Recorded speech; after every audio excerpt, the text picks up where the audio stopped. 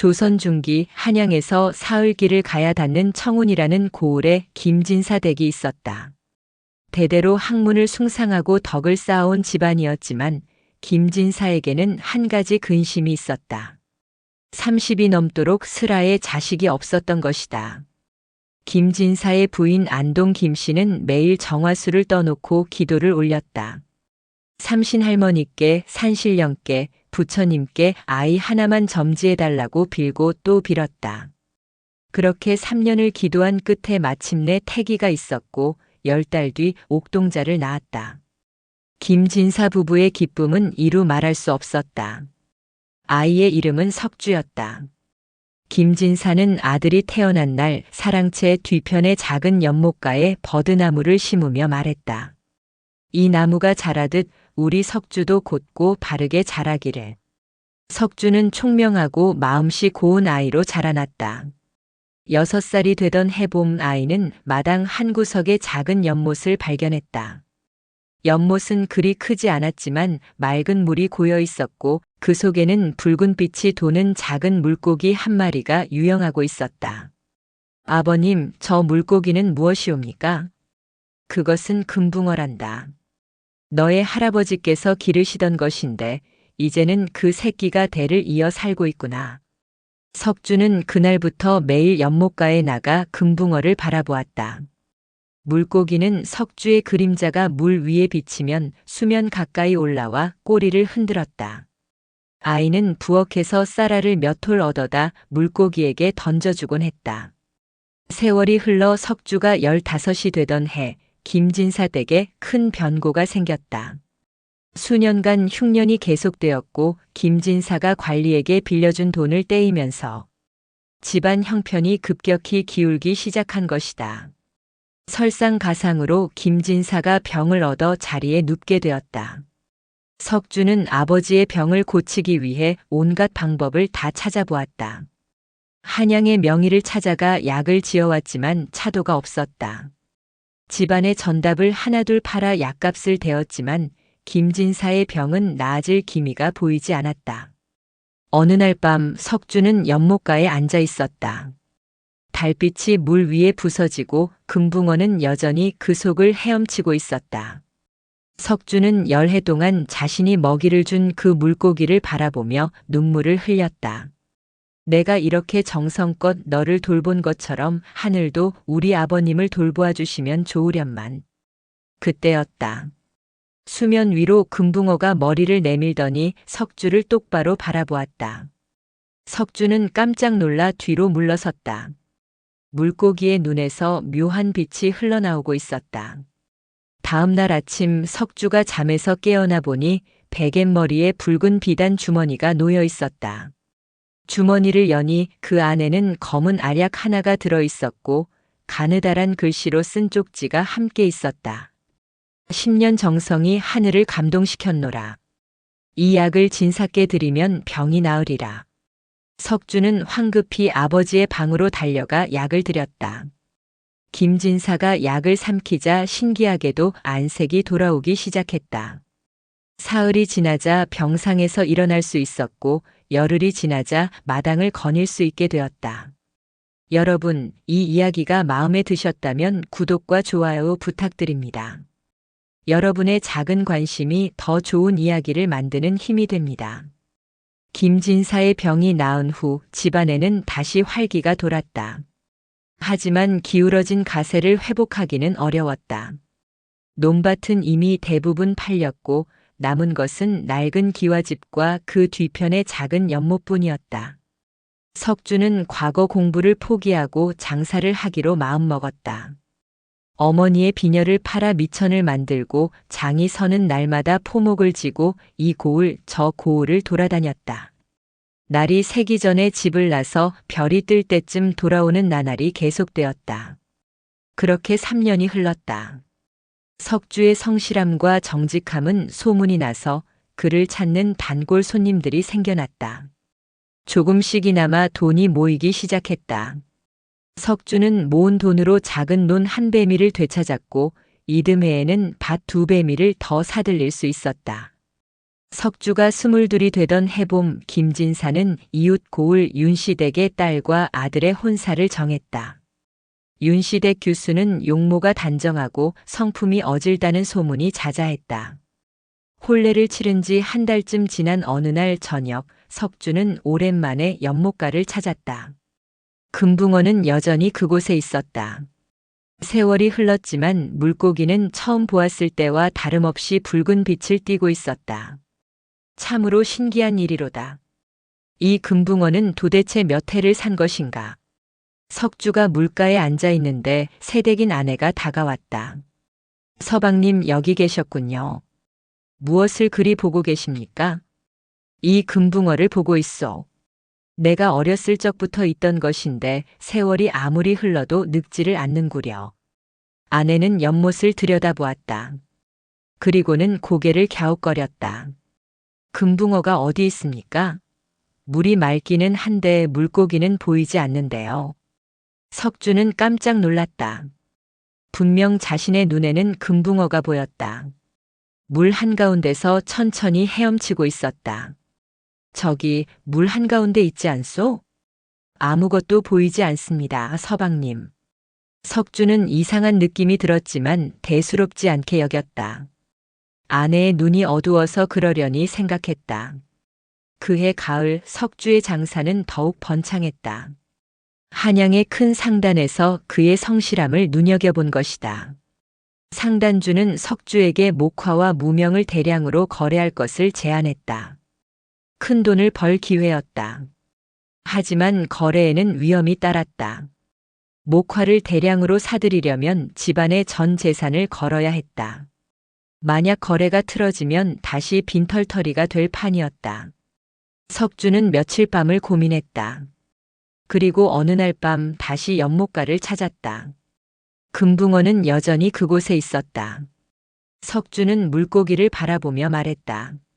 내가 큰 결정을 앞두고 있어. 어찌해야 할지 알려주시오. 그날 밤 석주는 꿈을 꾸었다. 금붕어가 사람으로 변하여 나타났다. 붉은 도포를 입은 노인이었다. 노인이 말했다. 그대의 정성을 15년간 지켜보았노라. 이제 그대가 선택할 때가 되었느니라. 재물을 택할 것인가 아니면 다른 것을 택할 것인가? 다른 것이라 함은 무엇이옵니까?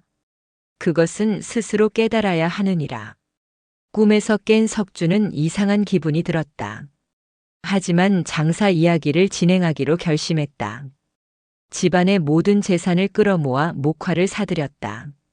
그런데 뜻밖의 일이 벌어졌다. 석주가 목화를 사들인 바로 그날 밤 한양에 큰 불이 났다. 불은 무명 상인들이 모여있던 시전을 모두 태웠고 석주와 거래하기로 한 상단도 잿더미가 되었다. 소식을 들은 석주는 망연자실했다. 모든 것이 끝났다고 생각했다. 하지만 일주일 후 뜻밖의 소식이 들려왔다. 불을 피해 도망친 다른 상단에서 평소보다 3배의 값을 주고 목화를 사겠다고 한 것이다. 불이 나서 목화 물량이 귀해졌기 때문이었다.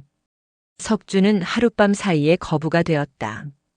그는 얻은 돈으로 집안의 옛 전답을 모두 되찾았고 새로운 기와집도 지었다.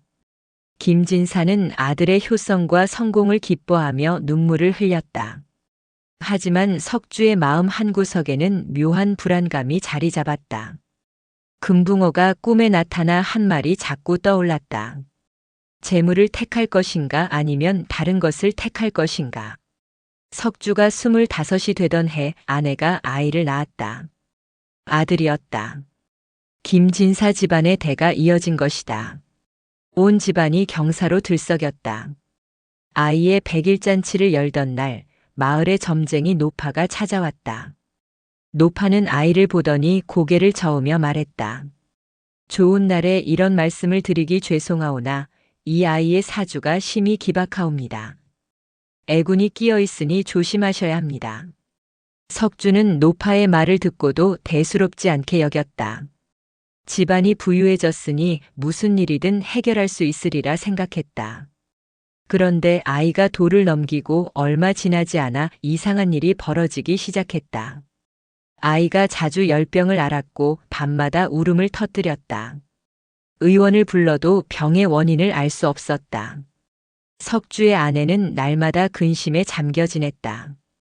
어느 날 그녀는 남편에게 말했다.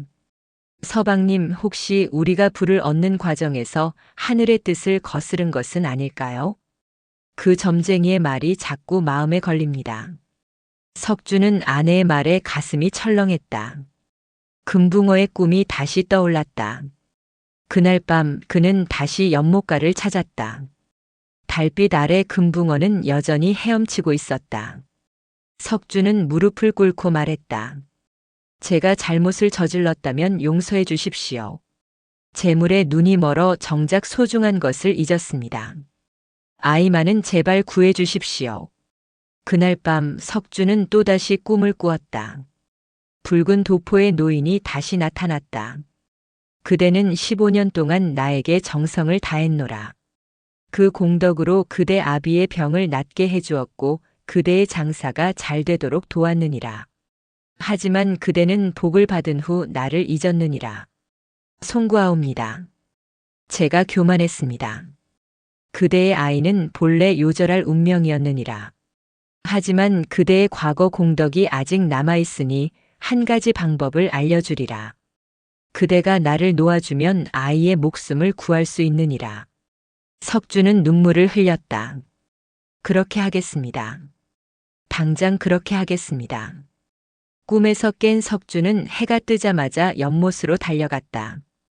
그물을 들고 조심스럽게 금붕어를 건져 올렸다. 물고기는 그물 속에서 가만히 있었다. 마치 석주의 결심을 알고 있다는 듯이. 석주는 금붕어를 항아리에 담아 산 너머 큰 강으로 갔다. 강가에서 그는 한참을 금붕어를 바라보았다. 어린 시절부터 함께했던 물고기였다. 자신의 인생에서 가장 중요한 순간마다 함께 있었던 존재였다. 그동안 고마웠소. 이제 자유롭게 사시오. 석주가 항아리를 기울이자 금붕어가 강물로 미끄러져 들어갔다. 물고기는 잠시 수면 가까이에 머물다가 석주를 한번 바라보았다. 그리고는 깊은 곳으로 사라져갔다. 신기하게도 그날 이후로 아이의 병이 씻은 듯이 나았다. 아이는 다시 건강하게 웃기 시작했고 밤에도 곤히 잠들었다. 이야기가 재미있으셨나요? 구독과 좋아요로 응원해주세요. 다음 이야기도 기대해 주시기 바랍니다. 세월이 흘러 석주의 아들이 10살이 되던 해, 석주는 환갑을 맞았다. 집안은 더욱 번창하여 고을에서 손꼽히는 부잣집이 되었다. 석주는 가난한 이웃을 돕고 서당을 세워 아이들을 가르쳤다. 사람들은 그를 존경하며 어진 선비라 불렀다. 어느 봄날 석주는 산책을 나갔다가 옛 집터를 찾았다. 새로 지은 큰 집에서 떨어진 곳에 옛날 살던 작은 집이 아직 남아 있었다. 그 뒤편의 연못도 그대로였다. 석주는 연못가에 앉아 물을 바라보았다. 맑은 물속에는 아무것도 없었다. 금붕어를 보낸 지 20년이 넘는 세월이었다. 문득 석주는 젊은 시절 자신이 금붕어에게 매일 먹이를 주던 일을 떠올렸다. 특별한 이유가 있어서가 아니었다. 그저 작은 생명이 사랑스러워서 함께 있으면 마음이 평온해져서였다. 내가 금붕어를 위해 정성을 다한 것이 아니라 금붕어가 나를 위해 머물러 있었던 것이구나. 석주는 그제야 깨달았다. 금붕어는 처음부터 자유롭게 떠날 수 있었다. 하지만 석주가 어려움에 처할 때까지 그가 진정으로 소중한 것이 무엇인지 깨달을 때까지 곁에 머물러 있었던 것이다. 재물을 택할 것인가 아니면 다른 것을 택할 것인가. 그때 금붕어가 했던 말의 의미를 이제야 알았다. 다른 것이란 바로 자유였다. 자신의 욕심을 채우는 것이 아니라 진정으로 사랑하는 존재를 자유롭게 해주는 것. 그것이 진정한 덕이었다. 석주가 연못가에서 일어나 돌아서려는데 물 위로 무언가 반짝이는 것이 보였다. 가까이 가서 보니 붉은 빛깔의 작은 비늘 하나가 연못가 돌 위에 놓여 있었다. 석주는 조심스럽게 비늘을 집어들었다. 햇빛에 비추니 영롱한 빛깔이 일렁였다. 마치 금붕어가 남긴 마지막 인사 같았다. 그날 이후로 석주는 그 비늘을 품에 지니고 다녔다. 욕심이 생기거나 교만해질 때면 비늘을 꺼내보며 마음을 가다듬었다. 석주가 70을 넘긴 어느 해 겨울, 그는 병석에 누웠다. 온 가족이 모여 임종을 지켰다. 석주는 아들을 불러 말했다. 내가 죽으면 이 비늘을 옛집 뒤편 연못에 묻어다오. 그것이 있던 자리로 돌려보내는 것이 도리니라. 예, 아버님. 그리고 명심하여라. 세상의 모든 만남에는 뜻이 있느니라. 사람이든 짐승이든 풀 한 폭이든 우리 곁에 있는 것들은 모두 우리에게 무언가를 가르쳐주기 위해 왔느니라. 그것들을 함부로 대하지 말고 그렇다고 집착하지도 말거라. 때가 되면 놓아주는 것 또한 사랑이니라. 석주는 그렇게 눈을 감았다. 향년 70이었다. 석주의 아들은 아버지의 유언대로 붉은 비늘을 연못가에 묻었다. 그리고 연못을 메우지 않고 그대로 두었다. 석주를 기억하기 위해서였다. 그런데 신기한 일이 일어났다. 이듬해 봄 연못에 다시 금붕어가 나타난 것이다. 어디서 왔는지 어떻게 들어왔는지 아무도 몰랐다. 하지만 금붕어는 분명 그곳에 있었다. 마을 사람들은 그것이 석주의 정성에 대한 하늘의 응답이라고 말했다. 누군가는 금붕어가 다시 돌아온 것이라고도 했다. 석주의 후손들은 대대로 그 연못을 정성껏 돌보았다. 그리고 금붕어에게 매일 먹이를 주며 조상의 가르침을 잊지 않았다. 재물도 중요하지만 그보다 더 중요한 것은 정성과 덕이라는 것, 그리고 집착하지 않고 때가 되면 놓아줄 줄 아는 지혜라는 것을. 세월이 흘러 조선이 저물고 새로운 시대가 왔다. 전쟁이 일어나고 세상이 크게 변했다. 석주의 후손들도 뿔뿔이 흩어졌다. 하지만 놀라운 일은 그 연못만은 여전히 남아 있었다는 것이다. 옛집은 무너져 폐허가 되었지만 연못은 맑은 물을 품은 채 그 자리를 지키고 있었다. 그리고 지금도 가끔 그곳을 지나는 사람들은 맑은 날, 햇빛이 비칠 때 물속에서 붉은 빛이 일렁이는 것을 본다고 한다. 마치 금붕어 한 마리가 유영하는 것 같다고. 누군가는 그것이 햇빛에 반사된 물결이라고 하고 누군가는 그저 착각이라고 한다. 하지만 옛날을 기억하는 노인들은 고개를 저으며 말한다. 그것은 금붕어가 아직도 우리를 지켜보고 있는 것이라네. 우리가 욕심을 부리지 않고 서로를 아끼며 자연을 소중히 여기는지 말이야. 그리고 이렇게 덧붙인다. 세상의 모든 것에는 영혼이 있다네. 돌멩이 하나, 물 한 방울에도 말이야. 우리가 그것들을 정성껏 대하면 그것들도 우리를 지켜준다네. 석주 영감이 그것을 알았기에 복을 받은 것이고, 이 이야기는 대대로 전해져 내려오며 사람들에게 가르침을 주었다. 욕심을 버리고 정성을 다하며 때가 되면 놓아줄 줄 아는 지혜. 그것이 진정한 복을 부르는 길이라는 것을. 연못 속의 금붕어는 오늘도 어디선가 유영하고 있을 것이다. 우리가 사는 이 세상 어딘가에서 우리를 지켜보며 우리가 옳은 길을 가는지 묻고 있을 것이다. 그리고 만약 당신이 맑은 연못가를 지나다가 붉은 빛이 일렁이는 것을 본다면 잠시 멈춰 서서 생각해 보기를. 지금 내가 소중히 여기는 것은 무엇인가? 진정으로 지켜야 할 것은 무엇이고 놓아주어야 할 것은 무엇인가? 금붕어는 그 답을 알고 있다. 하지만 말해주지 않는다. 우리가 스스로 깨달아야만 한다. 석주가 그랬던 것처럼. 이것이 옛날 조선시대 청운 고을에 전해 내려오는 연못 속 금붕어의 이야기이다.